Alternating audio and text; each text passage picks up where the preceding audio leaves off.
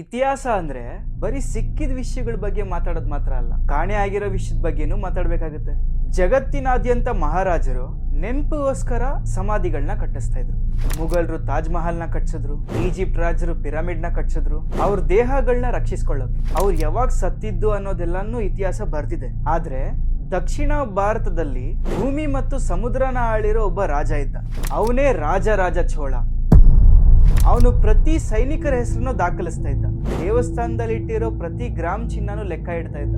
ಆದ್ರೆ ಅವನ್ ಸಾವನ್ ವಿಷಯಕ್ಕೆ ಬಂದಾಗ ಅಲ್ಲಿ ಬರೀ ಮೌನನೇ ಇದೆ, ದೃಢವಾದ ಸಮಾಧಿ ಇಲ್ಲ. 1000 ವರ್ಷಗಳಾದ್ರೂ ಭೂಮಿ ಅವನನ್ನ ರಹಸ್ಯವಾಗಿ ಇಟ್ಟಿದೆ. ಅವನ್ ನಿಜವಾದ ಹೆಸರು ಅರುಳ್ಮೋಳಿ ವರ್ಮನ್ ಅಂತ. ಅವನು ಸುಂದರ ಚೋಳನ ಪುತ್ರ. ತಂದೆಗೆ ವಯಸ್ಸಾದ್ಮೇಲೆ ನಾಯಕನನ್ನ ಆಯ್ಕೆ ಮಾಡೋ ಸಮಯ ಬಂದಾಗ ಜನರೆಲ್ಲ ಅವನ ಹೆಸರನ್ನ ಕೂಗಿದ್ರು. ಸೈನ್ಯ ಕೂಡ ಅವನನ್ನೇ ಬಯಸ್ತು. ಬಲವಂತವಾಗಿ ಪಟ್ಟ ಏರೋ ಶಕ್ತಿ ಅವನಿಗಿತ್ತು. ಆದ್ರೆ ಅವನ ಇತಿಹಾಸವನ್ನೇ ಬೆಚ್ಚಿ ಬೀಳ್ಸೋ ಕೆಲಸ ಮಾಡ್ದ. ಅವನು ಅದನ್ನ ನಿರಾಕರಿಸ್ತಾನೆ. ತನ್ನ ಚಿಕ್ಕಪ್ಪ ಉತ್ತಮ ಚೋಳನಿಗೆ 15 ವರ್ಷ ಆಳಕ್ ಬಿಡ್ತಾನೆ. ಸಿಂಹಾಸನಕ್ಕಿಂತ ಶಾಂತಿ ಮುಖ್ಯ ಅಂತ ಭಾವಿಸ್ತಾ ಇದ್ದ. ಅವನು ಕಾಯ್ತಾ ಇದ್ದ, ಕಲೀತಾ ಇದ್ದ.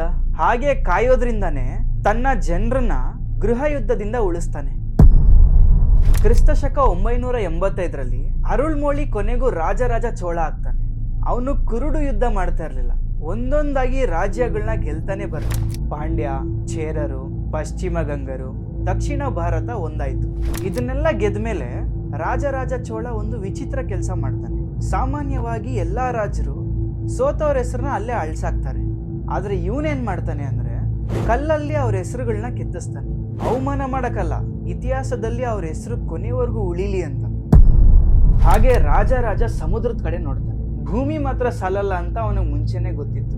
ಅದಕ್ಕೆ ಅವನು ಭಾರತದ ಅತಿ ಬಲಿಷ್ಠವಾದ ನೌಕಾಪಡೆ ಕಟ್ತಾನೆ, ಅಂದ್ರೆ ನೇವಲ್ ಎಂಪೈರ್. ಅವನ ಹಡಗುಗಳು ಶ್ರೀಲಂಕಾ ಹಾಗೂ ಮಾಲ್ಡೀವ್ಸ್ಗೆ ತಲುಪುತ್ತೆ. ಇಷ್ಟೊಂದು ಶಕ್ತಿ ಇದ್ರೂ ಅವನು ಸರ್ವಾಧಿಕಾರಿ ಆಗ್ಲಿಲ್ಲ. ಅದ್ರ ಬದಲು ಅವನು ಹಳ್ಳಿಗಳಿಗೆ ಅಧಿಕಾರ ನೀಡಿದ. ಸಾಮಾನ್ಯ ಜನರ ಜೊತೆ ಸಭೆ ಸೇರಿ ಅವನು ತೆರಿಗೆ ಹಾಗೂ ನೀರಿನ ಬಗ್ಗೆ ನಿರ್ಧಾರ ಮಾಡ್ತಾನೆ.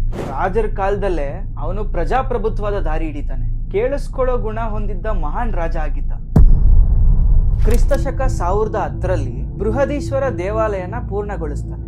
ಸಂಪೂರ್ಣವಾಗಿ ಗ್ರಾನೈಟ್ ಕಲ್ಲು, 1,30,30,000 ಟನ್ ತೂಕದ ಗ್ರಾನೈಟ್ ಕಲ್ಲು. ತಂಜಾವೂರ್ ಹತ್ರ ಗ್ರಾನೈಟ್ ಸಿಗ್ತಾ ಇರ್ಲಿಲ್ಲ. ಅದಕ್ಕೆ ಮೈಲಿಗಳ ದೂರದಿಂದ ಗ್ರಾನೈಟ್ ಕಲ್ಲನ್ನ ತರಿಸ್ತಾ ಇದ್ರು. ಸಿಮೆಂಟ್ ಇಲ್ಲ, ಉಕ್ಕಿಲ್ಲ, ಕೇವಲ ಕಲ್ಲುಗಳ ಜೋಡಣೆ. ಜನರು ಸುಳ್ಳು ಕತೆಗಳನ್ನ ಹೇಳ್ತಾ ಇರ್ತಾರೆ. ನೆರಳು ಬೀಳಲ್ಲ ಅಂತ ಹೇಳ್ತಾರೆ, ಅದು ತಪ್ಪು. ಏಲಿಯನ್ಗಳು ಕಟ್ಟಿದ್ರು ಅಂತ ಹೇಳ್ತಾರೆ, ಅದು ತಪ್ಪು. ಇದು ಮಾನವನ ಬುದ್ಧಿಶಕ್ತಿಯಿಂದ ಕಟ್ಟಿರೋ ದೇವಾಲಯ. ಈ ದೇವಸ್ಥಾನ ಬರೀ ದೇವರಿಗಾಗಿರ್ಲಿಲ್ಲ, ಇದು ಬ್ಯಾಂಕ್ ಆಗಿತ್ತು, ಶಾಲೆ ಆಗಿತ್ತು, ಸಾಮ್ರಾಜ್ಯದ ಆರ್ಥಿಕತೆಯ ಕೇಂದ್ರವಾಗಿತ್ತು. ಬಹಳಷ್ಟು ರಾಜರು ನಾನೇ ದೇವರು ಅಂತ ಮೆರಿತಾ ಇರ್ತಾರೆ. ಆದ್ರೆ ರಾಜ ಹಾಗಿರ್ಲಿಲ್ಲ. ಗೋಪುರ ಆಕಾಶ ಮುಟ್ಟಿದ್ರು ತಾನು ಮಾತ್ರ ವಿನಯಶೀಲವಾಗಿದ್ದ, ಅಂದ್ರೆ ಡೌನ್ ಟು ಅರ್ತ್. ತನ್ನ ಬರಹಗಳಲ್ಲಿ ರಾಜ ಅಂತ ಬರೆಸ್ಕೊಳ್ಳಿಲ್ಲ, ನಾನು ಶಿವನ ಸೇವಕ ಅಂತ ಬರೆಸ್ಕೊಂತಾನೆ. ಪಟ್ಟಕ್ಕಿಂತ ಭಕ್ತಿಯ ಮೇಲೆಂದು ಭಾವಿಸ್ತಾ ಇದ್ದ. ತನ್ನ ಮಗನಿಗೆ ರಹಸ್ಯವಾಗಿ ವರ್ಷಾನುಗಟ್ಲೆ ತರಬೇತಿ ನೀಡ್ತಾನೆ. ಅವನು ಬದುಕಿದ್ದಾಗೆ ಅವನ ಮಗನಿಗೆ ಪಟ್ಟಾಭಿಷೇಕ ಮಾಡ್ತಾನೆ. ಕ್ರಿಸ್ತಶಕ 1014ರಲ್ಲಿ ರಾಜ ತನ್ನ ಕೊನೆ ಉಸಿರನ್ನ ಬಿಟ್ಟಾಗ ಯಾವುದೇ ಗೊಂದಲ ಇರಲಿಲ್ಲ, ಯಾಕಂದ್ರೆ ಸಾಮ್ರಾಜ್ಯ ಅಷ್ಟು ಸುರಕ್ಷಿತವಾಗಿತ್ತು. ಇಲ್ಲೇ ಕತೆ ನಿಗೂಢವಾಗೋದು. ಚೋಳರು ದಾಖಲೆ ಇಡೋದ್ರಲ್ಲಿ ನಿಸ್ಸೀಮರು. ದೀಪದ ದಾನಗಳಿಂದ ಹಿಡಿದು ನರ್ತಕಿಯ ಹೆಸರಿನವರೆಗೂ ಎಲ್ಲ ಬರೆದ್ರು. ಪ್ರತಿ ಯುದ್ಧದ ಜಯವನ್ನು ದಾಖಲಿಸಿದ್ರು. ಆದ್ರೆ ರಾಜನ ಎಲ್ಲಿ ದಹನ ಮಾಡಿದ್ರು ಅಂತ ಬರ್ದಿಲ್ಲ. ಅಂದ್ರೆ ಅವನ ದೇಹನ ಎಲ್ಲಿ ಊತಾಕಿದ್ರು ಅಂತ, ಅಥವಾ ಅವನ ಭಸ್ಮ ಎಲ್ಲಿ ವಿಸರ್ಜನೆ ಮಾಡಿದ್ರು ಅಂತಾನೂ ಬರ್ದಿಲ್ಲ. ಅವನ್ ಕಿರೀಟ ಮಯ ಆಯ್ತು, ಅವನ ಆಭರಣಗಳು ಕಾಲಕ್ರಮೇಣವಾಗಿ ಮಯ ಆಗ್ತಾ ಬಂತು. ಶತ್ರುಗಳಿಂದ ರಕ್ಷಿಸೋಕೆ ರಹಸ್ಯವಾಗಿ ಇಟ್ಟಿದೆ ಅಂತ ಹೇಳ್ತಾರೆ, ಬಟ್ ಎಲ್ಲಿದೆ ಅಂತ ಇನ್ನೂ ಗೊತ್ತಿಲ್ಲ. ಇತಿಹಾಸಕಾರರು ಶತಮಾನಗಳಿಂದ ಹುಡುಕ್ತಾನೆ ಇದ್ದಾರೆ, ಆದ್ರೆ ಸಾಬೀತು ಸಿಗ್ತಾನೆ ಇಲ್ಲ. ದಕ್ಷಿಣದ ಮಹಾನ್ ರಾಜನ ಗುರುತು ಭೂಮಿಯ ಮೇಲಿಲ್ಲ, ಆದ್ರೆ ಅವನ ದೇವಾಲಯಗಳು ಮಾತ್ರ ಇದೆ. ಬಹುಶಃ ಸಮಾಧಿ ಇಲ್ದೇ ಇರೋದು ಇತಿಹಾಸದ ಸೋಲಲ್ಲ, ಅದು ಅವನ ಕೊನೆಯ ಜಯ. ದೇಹ ಹೋದ್ರು, ಸಾಮ್ರಾಜ್ಯನೇ ಹೋದ್ರು, ದೇವಸ್ಥಾನಗಳು ಇನ್ನೂ ನಿಂತಿವೆ. ರಹಸ್ಯ ಹಾಗೇ ಇದೆ. ಬಹುಶಃ ಒಬ್ಬ ರಾಜ ದಂತಕತೆ ಆಗೋದು ಹೀಗೆ ಅನ್ಸುತ್ತೆ. ಇಲ್ಲಿ ಒಂದಷ್ಟು ಇಂಟ್ರೆಸ್ಟಿಂಗ್ ಕಥೆಗಳಿದೆ. ಅನೇಕ ವರ್ಷಗಳಿಂದ ಪುಣ್ಯಗೀತೆಗಳು ಅಥವಾ ತೇವಾರಂ ಕಾಣೆಯಾಗಿತ್ತಂತೆ. ಚಿದಂಬರಂ ದೇವಸ್ಥಾನದ ರಹಸ್ಯ ಕೋಣೆಗಳಲ್ಲಿ ಬೀಗ ಹಾಕಿದೆ ಅಂತ ಹೇಳ್ತಾರೆ. ಅರ್ಚಕರು ಬಾಗಿಲನ್ನ ತೆಗೆಯೋದಕ್ಕೆ ನಿರಾಕರಿಸ್ತಾರೆ. ಅವ್ರು ಹೇಳ್ತಾ ಇದ್ದಿದ್ದೇನೆಂದ್ರೆ, ಯಾರ ಗೀತೆಗಳನ್ನ ಬರೆದ್ರೋ ಆ ಸಂತರು ಬಂದ್ರೆ ಮಾತ್ರನೇ ಈ ಬೀಗನ ತೆಗೆಯೋದು ಅಂತ ಹೇಳ್ತಾರೆ. ಇಲ್ಲಿ ರಾಜ ಚೋಳ ಏನ್ ಮಾಡ್ತಾನೆ ಅಂದ್ರೆ, ತನ್ನ ಸೈನ್ಯನ ಬಳಸ್ದಿರ ಆ ಸಂತರ ವಿಗ್ರಹಗಳನ್ನ ಬಾಗಿಲು ಮುಂದೆ ತಂದು ನಿಲ್ಲಿಸ್ತಾನೆ. ಸಂತರು ಬಂದಿದ್ದಾರೆ, ಈಗ ಬಾಗಿಲು ತೆಗೀರಿ ಅಂತ ಹೇಳ್ತಾನೆ. ಒಳಗೋಗಿ ನೋಡಿದ್ರೆ ಆ ತಾಳೆ ಗರಿಗಳು ಗೆದ್ಲು ಹಿಡ್ಕೊಂಡ್ಬಿಟ್ಟಿರುತ್ತೆ. ಅವನ್ ತನ್ನ ಜನರ ಸಾಹಿತ್ಯವನ್ನ ಉಳಿಸ್ತಾನೆ. ಅವನ್ ಇಲ್ದಿದ್ರೆ ತಮಿಳು ಸಾಹಿತ್ಯದ ಆತ್ಮವೇ ಹಳ್ಸೋಗ್ತಾ ಇತ್ತು ಅನ್ಸುತ್ತೆ. ರಾಜ ಹೊಸ ರಾಜ್ಯನ ಗೆತ್ಕೊಂಡ್ ಬಂದ್ಮೇಲೆ ಅಲ್ಲಿಂದ ಕೇವಲ ಚಿನ್ನ ವಜ್ರ ವೈಡೂರ್ಯಗಳನ್ನ ತರ್ತಾ ಇರ್ಲಿಲ್ಲ. ಅಲ್ಲಿನ ನೃತ್ಯಗಾರರನ್ನ, ಸಂಗೀತಗಾರರನ್ನ, ಹಾಗೆ ಕವಿಗಳನ್ನ ಹುಡುಕ್ತಾನೆ. ಅವ್ರನ್ನ ತನ್ನ ರಾಜಧಾನಿ ತಂಜಾವೂರ್ಗೆ ಕರ್ಕೊಂಡ್ ಬರ್ತಾನೆ. ಅವ್ರಿಗೆ ಮನೆ, ಭೂಮಿ, ಹಾಗೆ ತನ್ನ ದೊಡ್ಡ ದೇವಾಲಯದಲ್ಲಿ ಗೌರವಾನ್ವಿತ ಸ್ಥಾನ ನೀಡ್ತಾನೆ.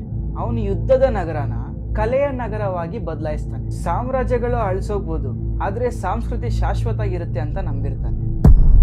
ರಾಜ ಬರೀ ಭಾರತದ ಬಗ್ಗೆ ಯೋಚನೆ ಮಾಡ್ಲಿಲ್ಲ. ಅವನು 52 ರಾಯಭಾರಿ ತಂಡಗಳನ್ನ ಚೀನಾ ಕಳಿಸ್ತಾನೆ. ಅವರು ವರ್ಷಗಳ ಕಾಲ ಅಪಾಯಕಾರಿ ಸಮುದ್ರದಲ್ಲಿ ಪ್ರಯಾಣಿಸ್ತಾರೆ. ಏನಕ್ಕೆ? ವ್ಯಾಪಾರದ ಬಗ್ಗೆ ಮಾತಾಡಕ್ಕೆ, ಜಗತ್ತಿನ ಬಗ್ಗೆ ತಿಳ್ಕೊಳಕ್ಕೆ. ಚೋಳ ಎಂಬ ಹೆಸರು ಜಗತ್ತಿಗೆ ತಿಳಿಬೇಕು ಅಂತ ಬಯಸ್ತಾನೆ. ಅವನಿಂದ ಭಾರತದ ಮುತ್ತುಗಳು ಹಾಗೂ ಬಟ್ಟೆಗಳು ಚೀನಾದ ಮಾರುಕಟ್ಟೆಗೆ ತಲುಪಿಸ್ತಾನೆ. ಅವನು ಭಾರತದ ಮೊದಲ ಜಾಗತಿಕ ಉದ್ಯಮಿಯಾಗಿದ್ದ. ಇನ್ನೊಂದು ಅದ್ಭುತವಾದ ವಿಷಯ ಏನಂದ್ರೆ, ರಾಜನ ತಂಗಿ ಕುಂದವೈ ಒಬ್ಬ ಪ್ರಭಾವಿ ಮಹಿಳೆ ಆಗಿದ್ಲು. ರಾಜರ ಬೆಂಬಲದಿಂದ ಅವಳು ತಂಜಾವೂರಿನಲ್ಲಿ ಒಂದು ಆಸ್ಪತ್ರೆನ ಕಟ್ಟಿಸ್ತಾಳೆ. ಅದಕ್ಕೆ ತನ್ನ ತಂದೆಯ ಹೆಸರಾದ ಸುಂದರ ಚೋಳ ಅಂತಾನೆ ನಾಮಕರಣ ಮಾಡ್ತಾಳೆ. ರೋಗಿಗಳಿಗೆ ಉಚಿತ ಊಟ ಹಾಗೂ ಹಾಸಿಗೆಗಳು ನೀಡ್ತಾ ಇದ್ರು. ಚೋಳ ಸಾಮ್ರಾಜ್ಯ ಬರೀ ಯುದ್ಧದಿಂದ ಕಟ್ಟಿಲ್ಲ, ಅದು ಜನರ ಮೇಲಿನ ಪ್ರೀತಿಯಿಂದನೂ ಕಟ್ಟಿದೆ ಅಂತ ನಾವಿಲ್ಲಿ ನೋಡ್ಬೋದು. ಇಂಡೋನೇಷ್ಯಾದ ರಾಜ ಇವನಿಗೆ ಒಂದು ಸಂದೇಶ ಕಳಿಸ್ತಾನೆ. ಏನಂತ? ನಾಗಪಟ್ಟಣದಲ್ಲಿ ಒಂದು ಬೌದ್ಧ ವಿಹಾರ ಅಂದ್ರೆ ಬುದ್ಧಿಸ್ಟ್ ಮೊನೆಸ್ಟರಿ ಕಟ್ಟಬೇಕು ಅಂತ ಅನುಮತಿ ಕೇಳಕ್ಕೆ. ರಾಜ ಒಬ್ಬ ಕಟ್ಟ ಶಿವಭಕ್ತನಾಗಿದ್ರು ಅವನು ಇಲ್ಲ ಅನ್ಲಿಲ್ಲ.